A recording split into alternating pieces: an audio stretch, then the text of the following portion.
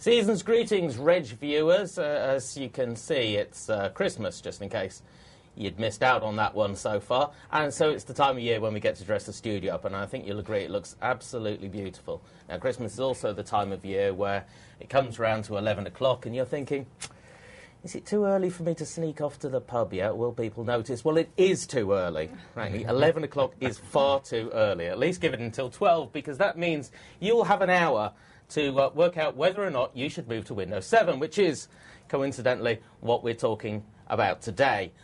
So let's have a look and see who's going to be on this. Now, you know me, I'm Tim Phillips, I'm the broadcast editor here, but I have help for this today, and this is important enough for Microsoft. Hang on.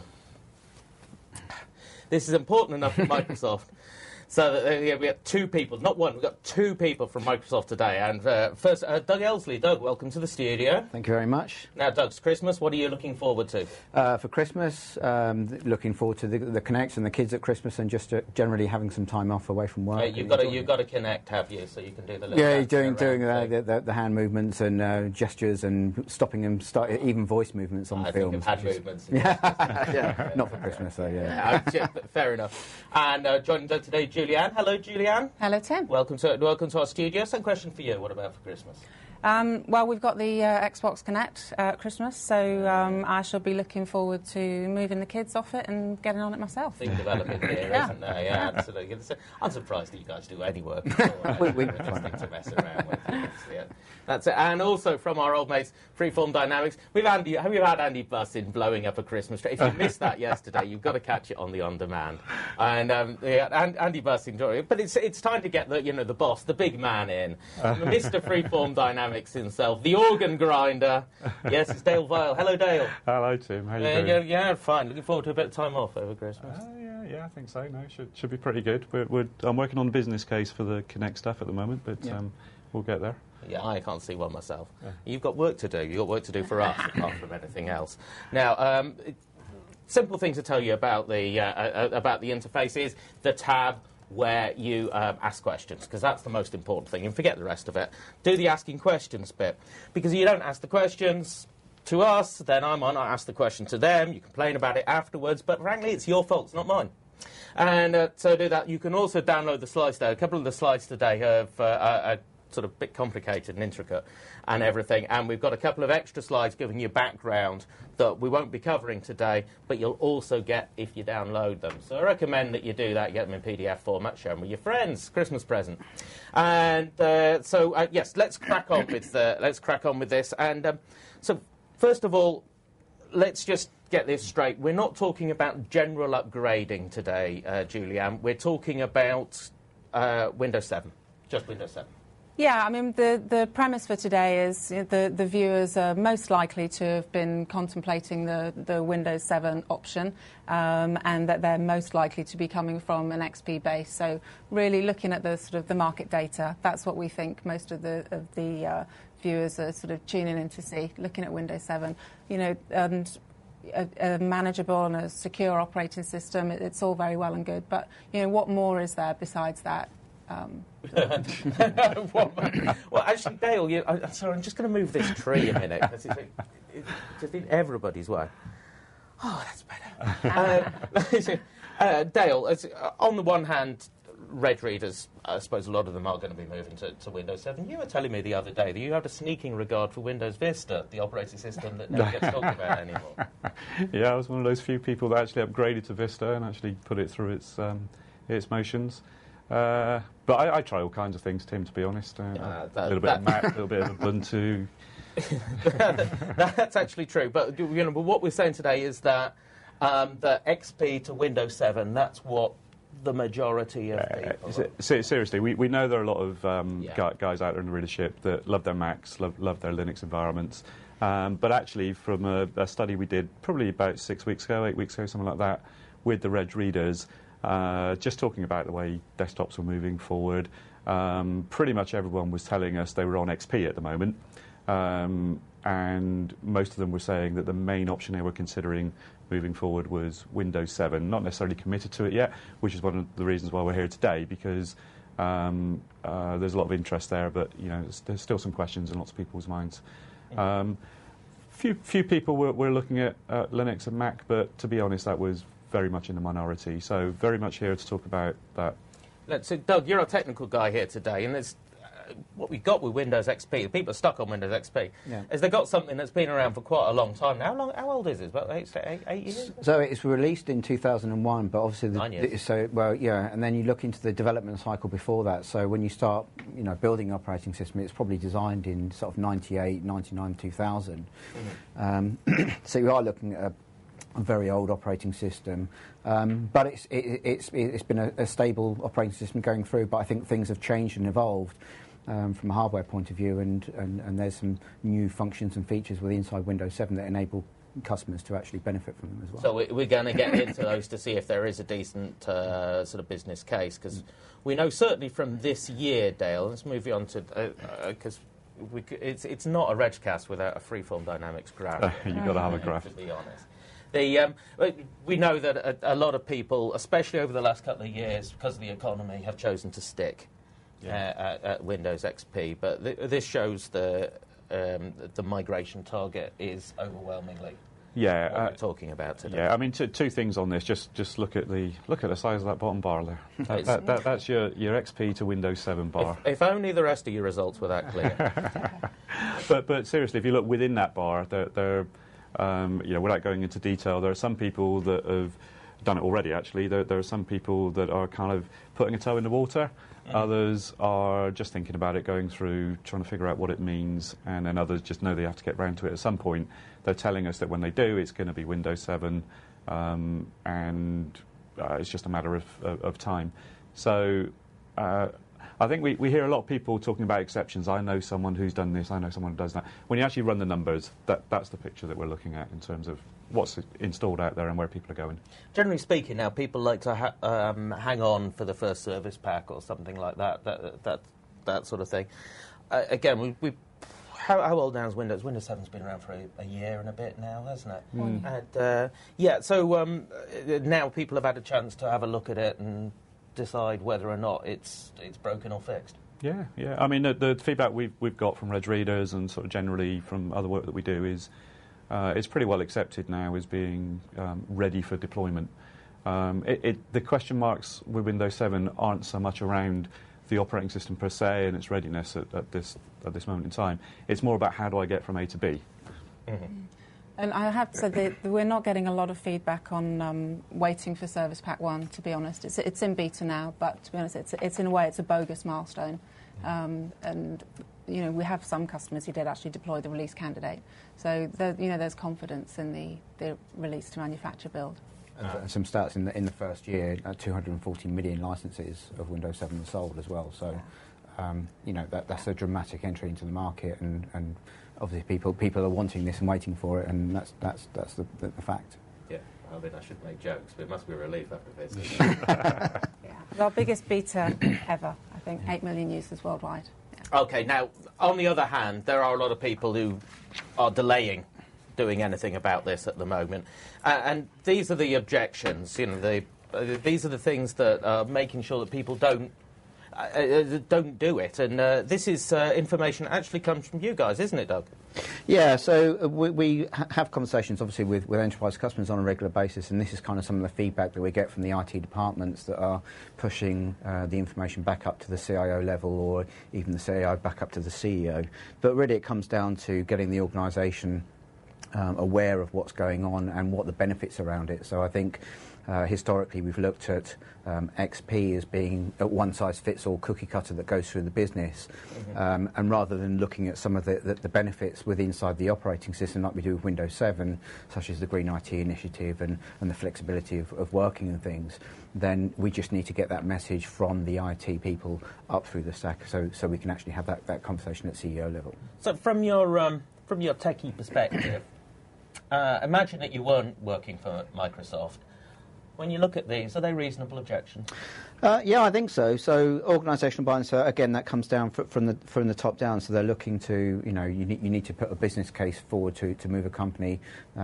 Economically, you've got to make an investment, but also you've got to look at the return on investment that goes behind that. So I completely agree. The manual and prolonged deployment process is something that I think historically, when you look backwards into XP, some people still remember the pains of going through from NT to 2000 and across to XP. And we've done so much work with inside the operating system to allow a much cleaner and more flexible upgrade. So the pains aren't as bad as you probably may remember them. So it's definitely worth re-looking at that and not being sort of phased by the past and having to go through that massive migration process.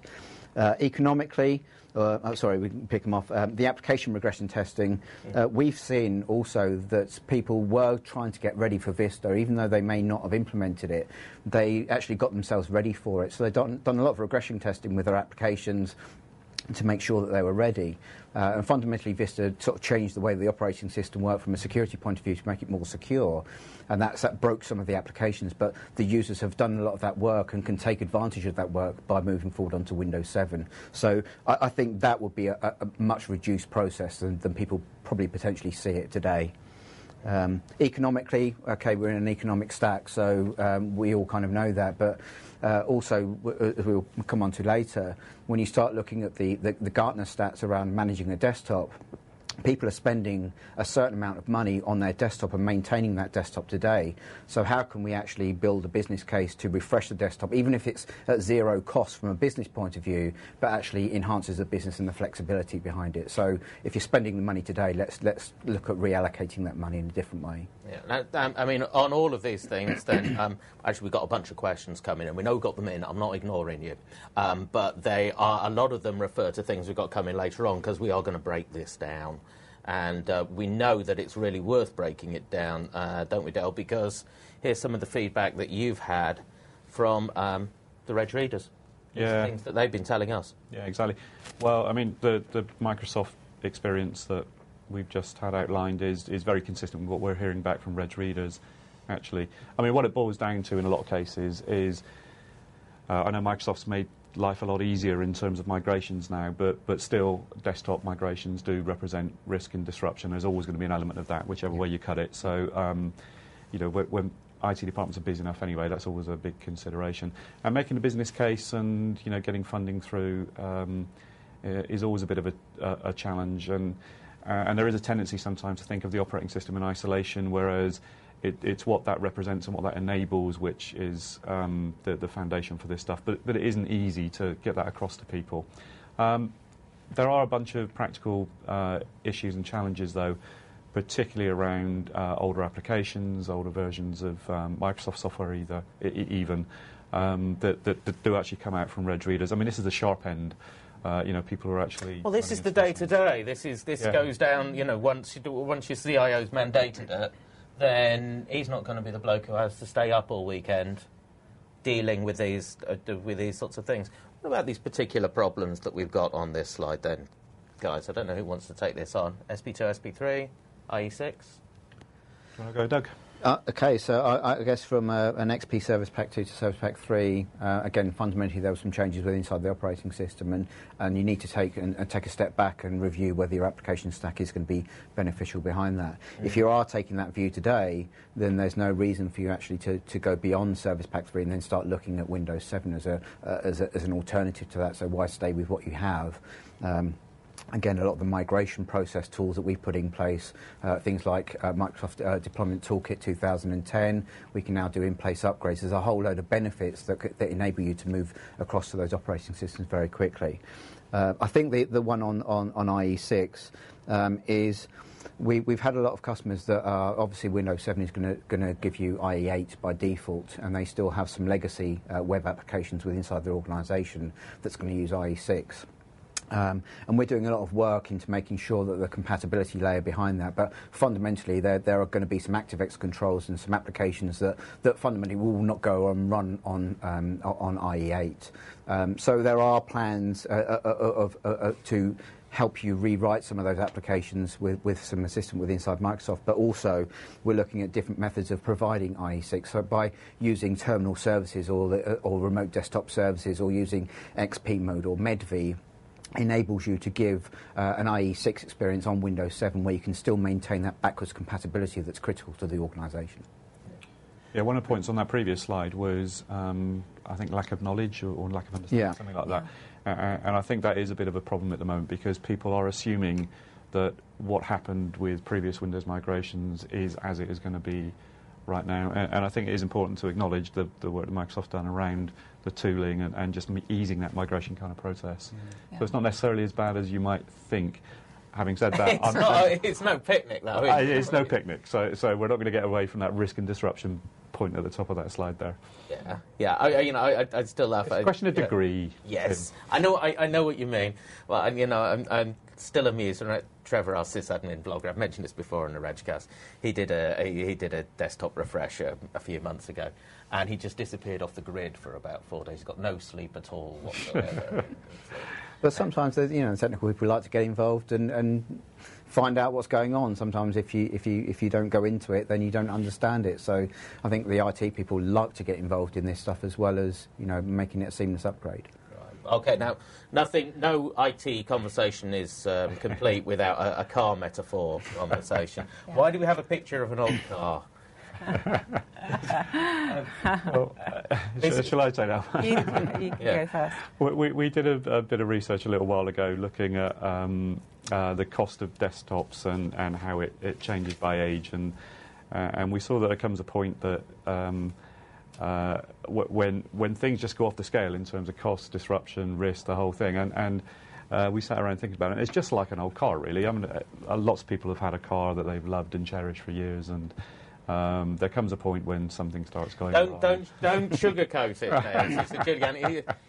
He's telling you that Windows XP is an old banger, basically. Isn't it? Well, it was definitely designed for a different era. It was designed for an era where the hardware was different, and potentially the operating system as it was is not getting the most out of the new hardware that's available on the market, or the new software that's available on the market.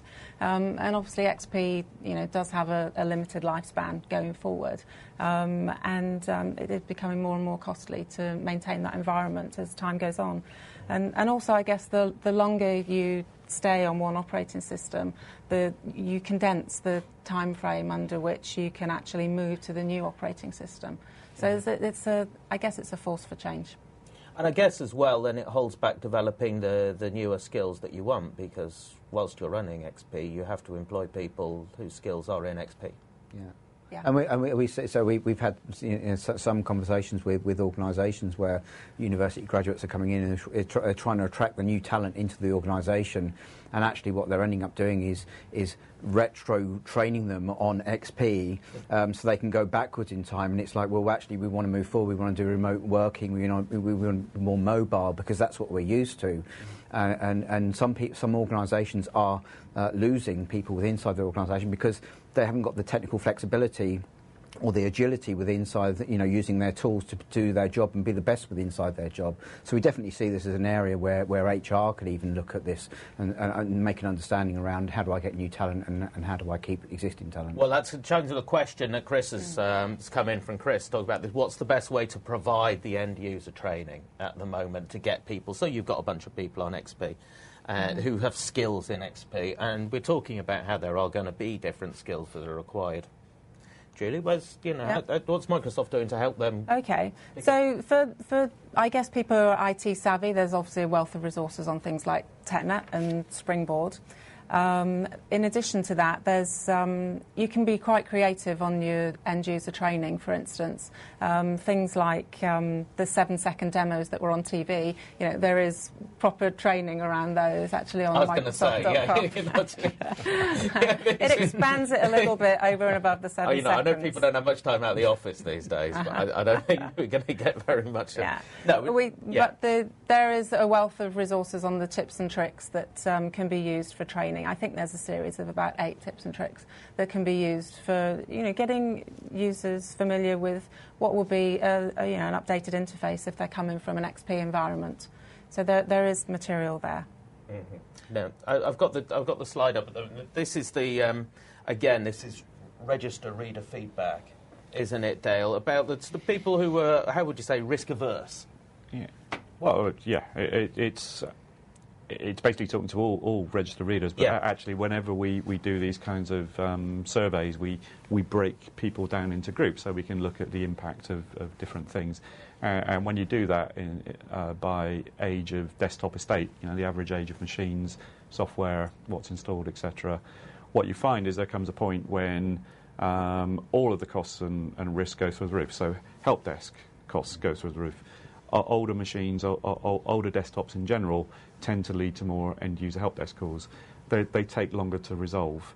Any upgrades, rollouts, etc., tend to take longer to deploy from a testing and deployment and implementation point of view, and it goes on. So we were hearing. We saw the phenomenon in terms of the level of hassle and overhead on IT, and the level of disruption for end users. And then you look behind all the commentary that comes back whenever we do these studies. Reg readers are not shy in telling us exactly why these things are going on. It's those kind of things that we've mentioned. So this old car syndrome is very real when it comes to PCs. And let's not beat about the bush. That is a business risk. You can talk about it from the reasons for upgrading because of skills and the nice things we're talking about, but this is money and this is business disruption we're talking about. The reason that's important is because a lot of people have deferred their normal upgrade cycle over the last 3 years or so in particular. Two reasons, no offence guys, but they didn't really think Vista was up to the job, and whether that's right or wrong is irrelevant. A lot of people skip Vista, and the fact that Vista coincided, the bad press around Vista, with the economic conditions meant that people just gave it a miss. They missed a cycle of upgrade, basically. So that investment deferral has meant that there are a lot more older desktops. And you kind of get the illusion, a bit like an old car, just before it starts falling to pieces and every part becomes a special order that costs you 10 times as much as it did last month, everything seems to be working fine, and then suddenly it degrades. And that's the situation that more and more organisations are finding themselves in. And as time goes on, obviously, people are going to be butting up against that. So, Doug, do you have this problem when you're talking to your customers, your enterprise customers? You're seeing a lot of old desktops, and they're saying, like one of our reg readers said, "If it ain't broke." Yeah, I mean, there is that concept around it, but actually when it does break, and when you're buying new hardware, so some organisations that I've been working with are buying brand new SSD drives, brand new laptops, high performance, i7s or whatever, and when they try and put XB back on those things, you don't take advantage of the hardware acceleration. That's why you've bought it in the first place. You've literally just created another legacy piece of hardware. So I think you need to take advantage of those and look at drivers. But even if you're replacing items on an old desktop, such as video cards and things like that now, you just can't get the drivers for them anymore. So we made a massive change with inside the Vista area. And again, I think with inside Windows 7, it's been one of our largest ISV adoptions for writing drivers and making sure that 64-bit is compliant to drive that message through. So that's really where that comes from. We've actually got a comment from Russ here who's actually said the biggest barrier is that there's no upgrade from XP 32-bit to Windows 7 64-bit, which means that all our machines have to be rebuilt from scratch. So he's saying that he doesn't see an upgrade there. Well, you're fundamentally changing the operating system, so you've really got to look at what your application portfolio stack is going to be. So, what are the reasons behind going to 64-bit? Some people are just doing it because it's 64-bit, but other organisations are, that are using in the financial markets, that are using Excel and using large spreadsheets, or CAD departments have specialised tools that require looking at that extra memory and taking advantage of those system resources. So it's a thing to look towards doing, but it's not just let's do it for doing its sake. But obviously the trend is moving towards 64-bit processing and operating systems in the future. Okay, that's a good lead into. We've looked at the cost, the sort of negative reasons, if you like, for moving on old operating system, and it's starting to get a bit expensive. But, Del, you've grouped these in the value-benefit perspective. That sounds positive.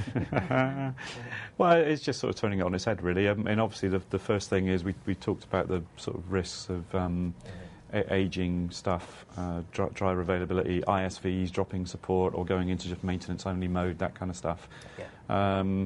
But also, if you look at it the other way around, there's a bunch of developments that have taken place within Microsoft, but also within Microsoft's ISV community, that have led to a whole bunch of things that are only really available if you move forward from XP. And because we have actually skipped a refresh cycle, there's a wave of new stuff that you could have taken advantage of 2 or 3 years ago that you kind of haven't, and so you're getting farther and farther behind, even in terms of, and that translates to some things that you can and can't do in a sort of business sense, user expectations. I mean, it manifests itself in all kinds of different ways, but we've missed out on a bunch of stuff that bypassed us.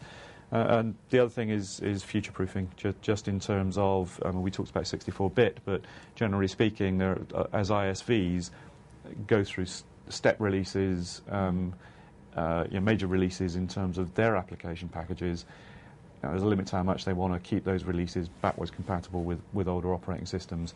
So all that new value, looking forward, is going to be less and less available on the old desktops.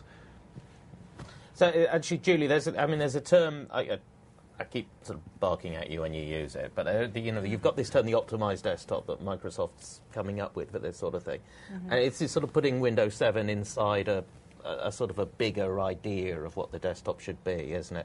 So again, I guess that moves into this sort of value-benefit idea. Yeah, I mean, the Windows 7, if you like, it underpins the optimised desktop. It's about having a secure, manageable and reliable desktop that can cope with a variety of user scenarios and user segmentation.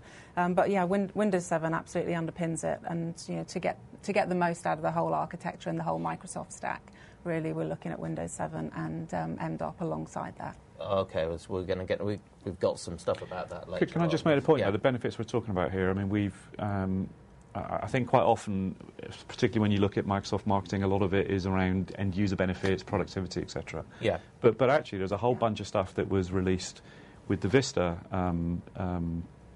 wave that has a direct benefit back into this IT. Is why you liked it, isn't it? Because it was the back end stuff. Right, I was the one. Sorry, Tim. No, I mean, I'm not trying to make an idiot of you. No, quite seriously. But seriously, when we spoke to some early adopters of Vista, people that had rolled it out to a few thousand desktops, a few tens of thousands of desktops. Just simple things like image management, just the operational management side of things. Their costs really did come down. The overhead on IT came down. Now, all that stuff, I mean, that's some of the stuff that we've missed in terms of skipping Vista. It's been enhanced a bit. XP to 7 are getting that for the first time. Exactly. Yeah, greater savings. So we've seen some case studies around that. So we work with a number of organisations and obviously get their feedback from that. And one organisation went from 40 images that they had from XP that they had to manage on a daily basis, patch and update, didn't know where they were inside the build process, to one global build for the whole of their organisation. And there were 60,000 seats behind that. So there's been a lot of transformation really about making it a better fit for IT to be able to deliver one single image and then be able to deliver functionality that's really required for the end user, rather than delivering the whole block down to the end user and then letting them kind of muddle through and have all of the applications just deliver them what they need. Okay, so a slightly different way of thinking about things. But now when we're talking about individuality, this is your Microsoft slide. These are computers that your employees have. They really truly are. These are some of the PCs that I've seen around the office. You can see someone peeping over the bottom one. Exactly. Top of that. But so why is that? I mean, whatever operating system you have, you can put stickers on your laptop. Yeah, I think it's to show that people are really passionate about their PCs, and they love their PCs, and they want them to work really well, and it reflects, I guess, on their perception of the organisation that they work for and on IT as well. But here's my question. We've just been talking about sort of building one single image, simplifying management, and you're talking about creating individual experiences, which is going to fill a lot of IT managers with horror, the idea of ultimate flexibility for users.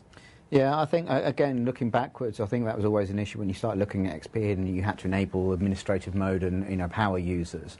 I think what we've done with certainly with Windows 7 is allow a certain level of functionality that the that the user can do today, but also with things like application virtualization, we can start delivering applications down to users that don't affect the build of the operating system, so it doesn't put it into that unstable state that traditionally we knew that if you insert an MSI or download something from the Times on a CD when the CEO gets home or whatever, that can affect the build of the operating system, and then it could affect how they perform inside their work and how they do their day-to-day job.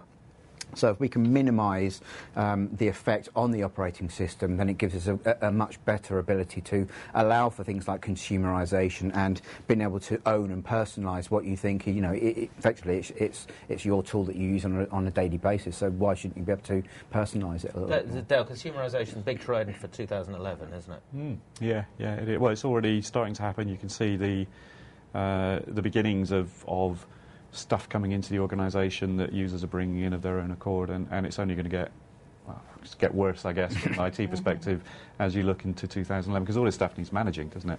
Yeah. But picking up on something which came out of another of our famous reader surveys. It's a lot of them we days, do a lot of these things, don't we? This is going back quite a while now, probably about 18 months or so, but we were asking readers at that time how many of their users actually cared about which version of the operating system they were running, and why did they care? And what's interesting is that most users actually do have an opinion. Even people that come in and they do nothing but sit in front of 3 or 4 SAP screens or whatever for the day, they have an opinion on whether or not that machine is stable, runs quickly enough, etc. And they attribute that to the operating system? They don't attribute it to the operating system per se, but it's part of the mix. And then you find that different groups of users care about different things. So financial controllers, people in the finance department, care about performance. They like their big spreadsheets. So grunt of machines and the ability to run the thing for a long time without it falling over when you've hit a limit is important. Other people like to mix and match different software applications. Mobile guys care about just things like battery life and power management. They don't say it in that way, but those sorts of things that are enhanced with modern software and operating systems. It makes a big difference. Yeah, I mean, we're going to get onto those user cases now in a second, but just actually before we do, important announcement from the Register. Yesterday, someone wrote in and asked, can we get a Register sticker for our laptops, please? And the answer is, yes, you can, just not yet. So we will be doing this, but we're not going to do it until the new year, because frankly, we're quite busy here.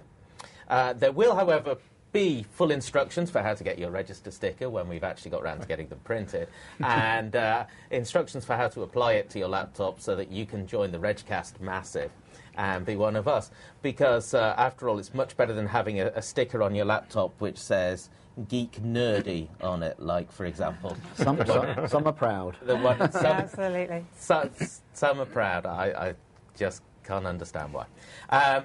OK, now, let's have a look. But let's have a look. So a lot of the questions are talking that we've got coming, and I've been keeping back. It's talking about different types of people and how we, and how we deal with these guys. Because I mean, what comes across is there isn't a one-size-fits all, is there, Julie? That's right.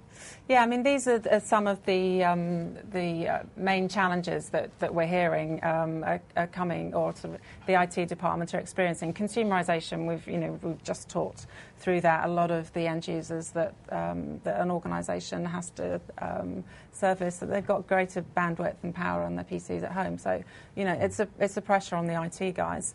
Carbon neutral, or also known as power management savings, power savings. I was going to say, is carbon? No one really cares about carbon neutral. Yeah, I think it depends on who you're talking to, but in general, I think really the carbon thing has become a power savings thing. Yeah. Well, I thought in public sector, I think that, they definitely drive towards that. Well, I suppose they have to, the regulation. Yeah. Well, so we want to make sure that we can provide something that allows them to fulfil their objectives. So this is part of that cycle for them. Okay. Yeah, and contingency, the what-if scenario. Users need to be able to access their applications, their data, whatever, from no matter what the situation. So we need to be able to respond to that, and also costs. If you look at some of the research that's been done, it's something between £100 per user per year and £1,000 per user per year in terms of the IT management. So the the costs associated with supporting the infrastructure is obviously significant too. And then compliance, there's a lot more regulation, things like data needing to be encrypted through more and more regulation, really. So all of these factors we see playing on what the IT department actually are being required to deliver. How long did it take you to get them all beginning with C? Yeah, I can't. Yeah, that's no question. Anyway, no, but looking at them and applying to this now, this is where that becomes relevant, isn't it? Yeah. Because applying to different types of happy, clean workers here. What we're saying about sort of Windows 7 then is that there is more flexibility to be able to adapt to these different ways in which you work. Yeah, I mean, I think that's one view of it. But I think what we've also seen is, it's ever since year 2000 and the Y2K, no one's been able to actually step back and look at their organisation to understand what their users are doing, what applications they're using. So everything's kind of been done as an evolution of Y2K. And I think we're now at the time where the operating system allows us to identify the users and put them into, pockets of and understand what they do from a job point of view. So are they a task worker? Do they, do they need hot desking? Is that more important to them? Is someone dedicated to their machine? Do they work from home? Are they a mobile user? Are they a contractor? And all of those different kind of job verticals, if you want to put it like that, enable a different build or a different feel for them to be able to use the applications and get an experience out of it. And Windows 7 really does allow us to break it down by, again, using things like application virtualization, be able to denote and allow users to take advantage of hot desking and, being able to do a replacement PC very, very simply, rather than the long time that it previously took to actually rebuild a machine, get it back to them, copy off all their user data. So the processes themselves have dramatically improved. Dale, does this solve a real problem? Yeah, it solves a couple of problems, really. I mean, one of them is it gets away from the one-size-fits-all kind of mentality that you kind of hinted at. So there are options for tailoring the desktop, more options for tailoring the desktop. I think for me, though, the other important thing is it helps you with the practicalities of planning and actually executing a migration, because big bang approaches to migrations can be a bit of a challenge. So sometimes it's useful to pick off people that you can migrate relatively easily with a big impact in terms of positive impact on their life, but actually with relatively little hassle. A good example of that, Tim, I mean, let's take one example. Sales guys on the road. A lot of sales guys out there, they're using laptops. Mostly they use Microsoft Office and maybe a front end to their CRM application, not a great deal more. They can benefit hugely from a Windows 7 upgrade in terms of all the mobility side of things. From a risk point of view, the security side of things really helps as well. Why? What are these sort of specific things? Just in terms of the way the machine operates, the stability of the machine, the user experience from a point of view of performance, being able to wake it up, shut it down, all the kind of things that sales guys, when they're moving from meeting to meeting, it's important to them. These things are just become much more natural to them.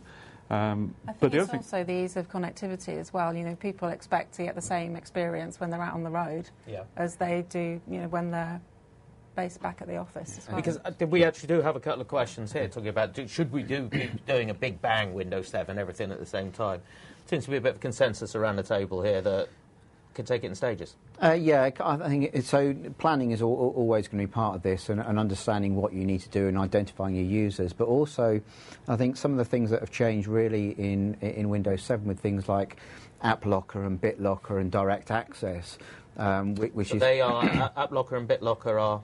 App Locker enables you to really, so you can just list a load of applications on the machines and say, okay, that machine is only allowed to use those particular types of applications. Nothing else can get installed in it. So you can be very secure around the image to make sure nothing changes on there. BitLocker is an encryption to encrypt the hard disk and also USB devices. So BitLocker to go. So where people are paying for tools today to do encryption to save data, being data leakage and other things that go around it. We've had some horror stories of USB pens being left in car parks. All of those things drive the conversation around that. And then direct access is an always-on VPN. So no longer do you have to go through this VPN process. You can actually be in an internet cafe or wherever you want to be from home and still work on the corporate network securely by using Windows 7 to Windows 2008 R2 server at the back end. So there are many benefits around that. So let me pull up this slide, because this slide, it's it replaces the pictures with some quite small words. Yeah. You're going to just remember you can actually download this presentation. And actually, for Steve, who was asking, this will be available as an on-demand. So if your mates have all gone out somewhere, then you can save this specially for them later. Where they gone to? We'll join them. Not until you finish. Okay. No, you've got a lot to do yet. Okay. But so on this, so what we've done is we've matched this to the sorts of things that people might want to do down the side. I just want to make one more point now before we move on, because the example I gave was a very easy, straightforward migration. You're going to tell it's not so easy. To take another example, someone working in the logistics department they're accessing dozens of bespoke applications that have all been written to run on XP.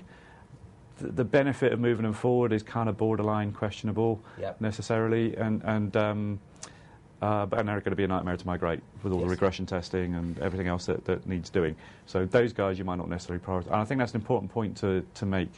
Prioritising is a real key reason to do this kind of segmentation.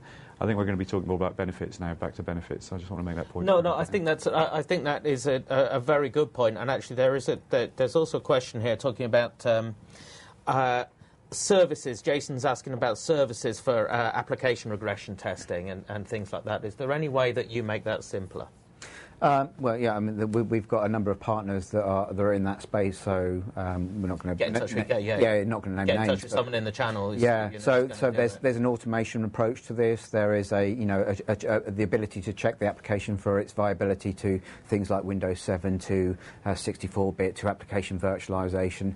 So they can actually run these assessments around them and then actually drive out of that like a red, amber, green report that says, okay, these are the applications that can go through. These might need a little bit of work, and these are the ones that really we're having issues with.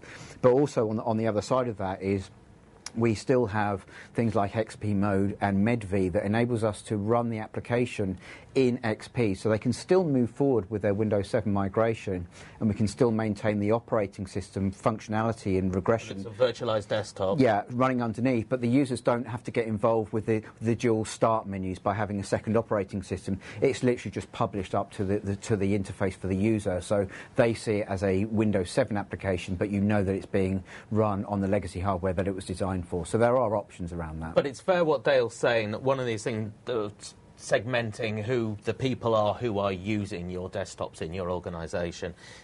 One thing that you might decide, having segmented them, is that there is a group that at the minute they're not a priority to move on. Yeah, you're always going to look at priorities with inside your business as part of that rollout. As I said, the big bang rollout is probably not the best thought process to go through.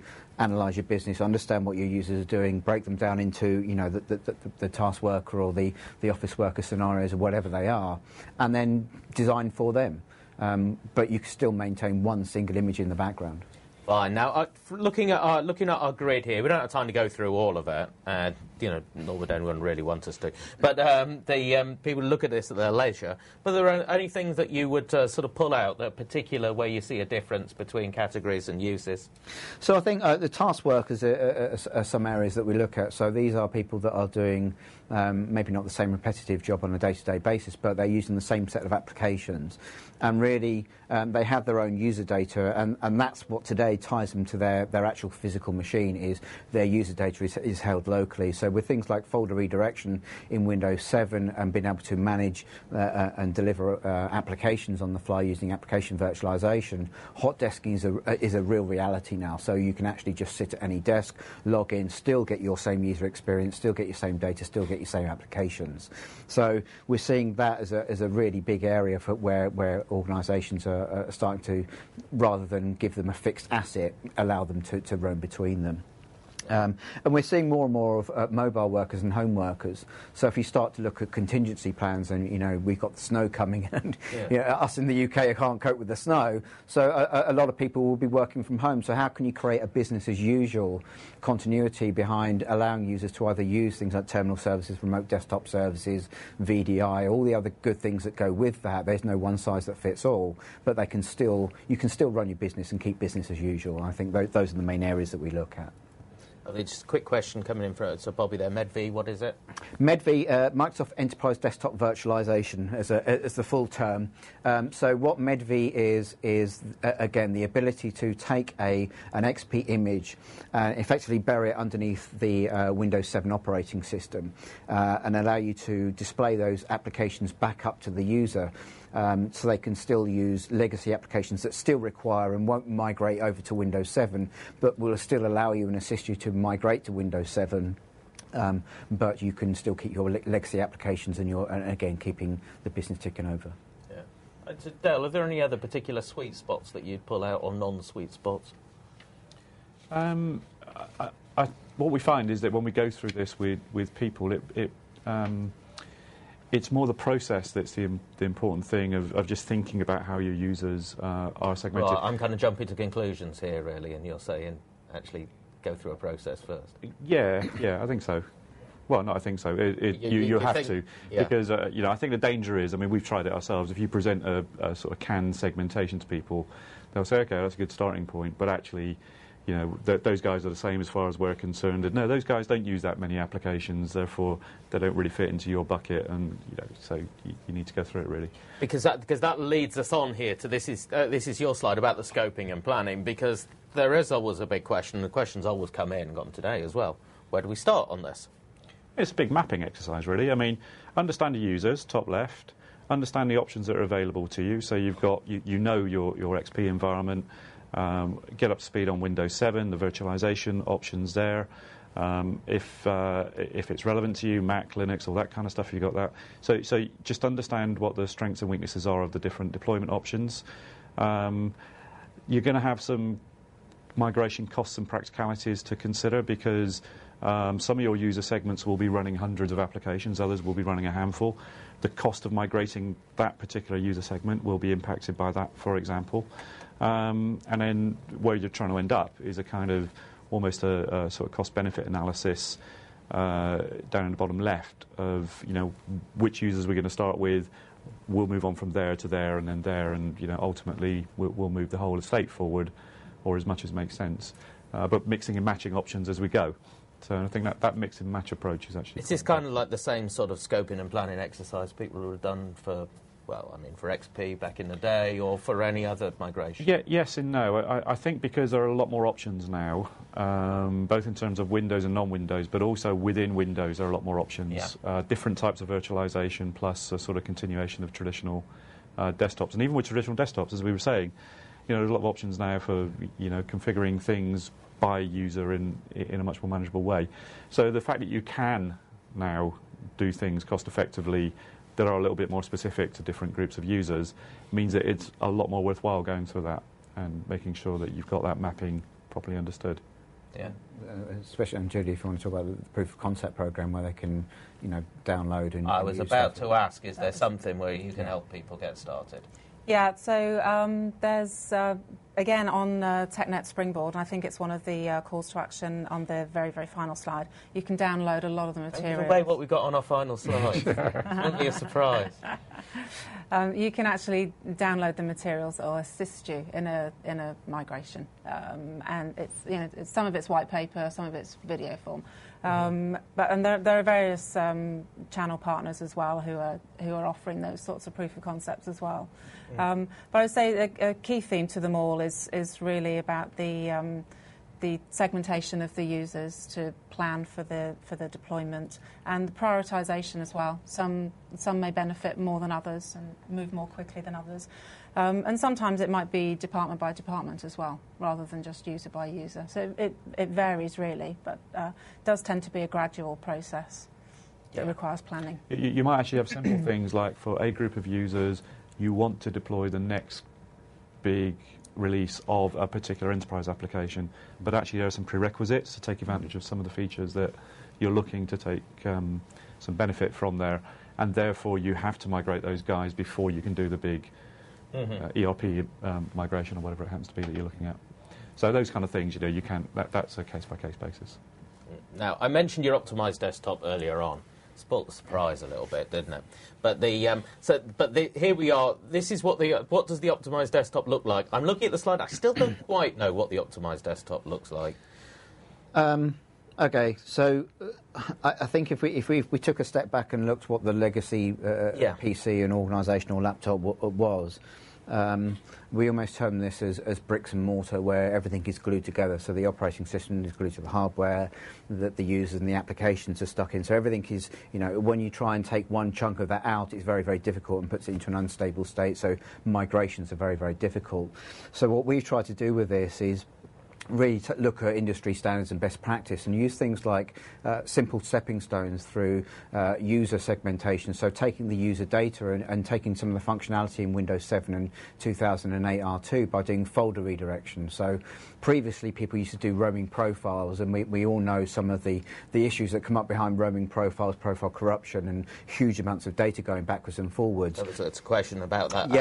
And it kind of it's probably stuck in the throat with a lot of IT people that try to move forward, but we've really changed the way that we do folder redirection, and I was talking to a customer yesterday, and if people kind of remember the briefcase in XP where you could put your documents in and it would automatically be synchronized up. But the same concept is really happening in Windows 7, where the users don't have to worry about it, where we can synchronize data up, so that means that their data is always available to them either through VDI or thick client or thin client or however they want to do that. So the separation of that user state data is a very important step into making sure that you can do optimized desktop. So that's probably the first, or the one on the left-hand side. The next step is when we start breaking the layers apart a bit more, having applications physically tied to the operating system. And again, installing applications does a number of things. It modifies the registry and it modifies the file system. So over time, you keep doing that, it slows down the machine and it doesn't become as responsive. And you can actually have a load of problems. We actually done some surveying. Around 90% of end users never report an application crash to IT, because I either restart the machine and restart the application and go away and have a coffee, or they ring up the first line help desk who tell them to restart the application. So second and third line never get that intelligence. So actually, let's look at breaking the applications away from the operating system and moving it up the stack. And then what that does is it frees the operating system to do what it needs to do, enterprise search capabilities, all the other functions that we've been talking about around direct access and that. But it enables then for you to be a dynamic user that can then sit in front of a brand new machine, get your user data, and then get your applications that are pertinent to you through things like Active Directory management.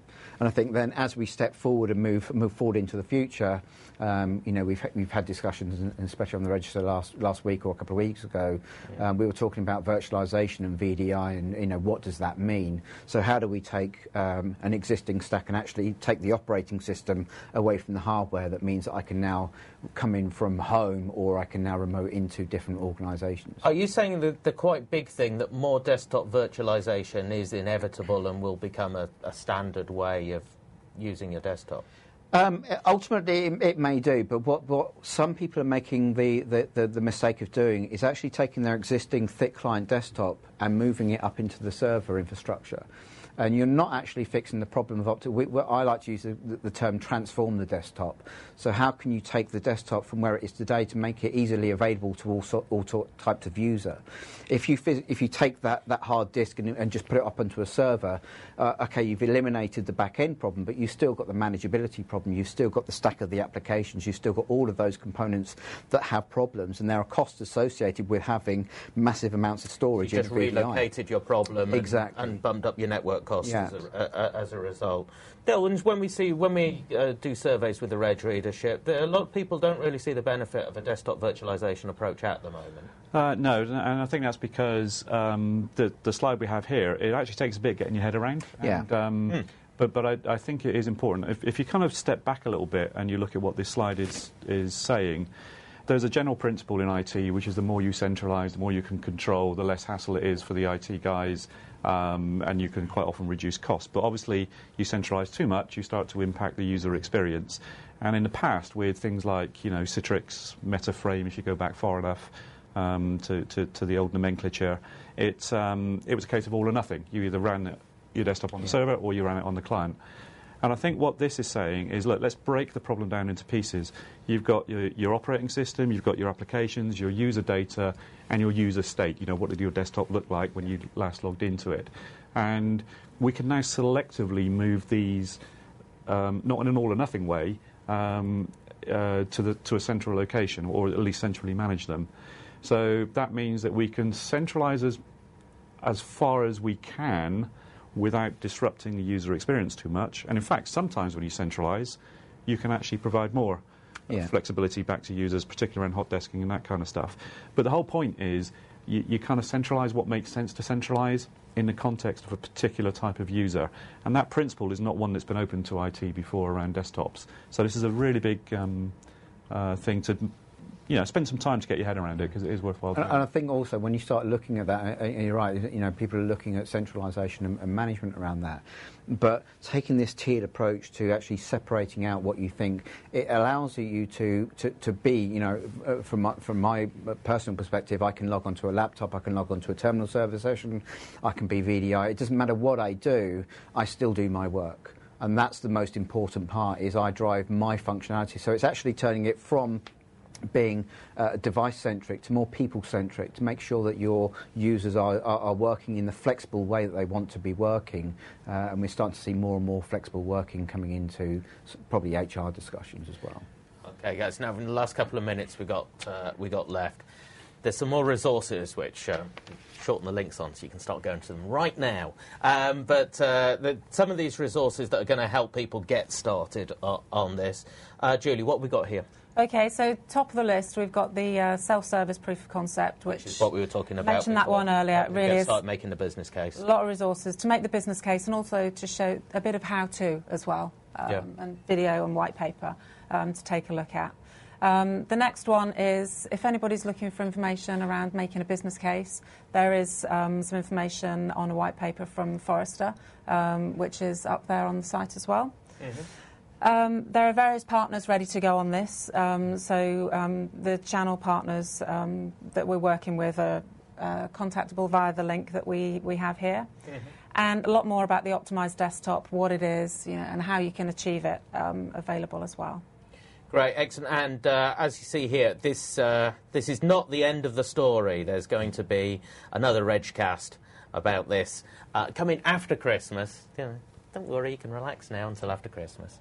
But what might get you through the new year is the idea that there'll be another Windows 7 optimised desktop, which is going to look at more about how you do the move practically on that, isn't it? So homework is maybe try and get your head around Doug's optimised desktop slide between now and then. Yeah, have a look at that, make some notes on it, any questions that you've got in your mind. If you do download the slides, then there are some other slides that we haven't shown you today, which are looking more at those little sectors that we picked out, and looking more specifically at the sort of, the roles and the sort of software that involves, and the sorts of things that are implied by tailoring what you do around the desktop to them. That's our hour up. It's whizzed by, hasn't it? So I suppose to the goodbye, I'll put my hat back on because that's the atmosphere, doesn't it? It's got the party starting here already, as you can see. Thanks very much for sticking with us. For all year, for all these Regcasts. I hope they've been informative and entertaining. And please do give us your feedback. Tell us what you like. Tell us what you don't like, because we do read the stuff. We don't just delete it, and we do try and take notice of it. Have a good Christmas if we don't see you before, and come back next year for some more Regcasts. Thank you.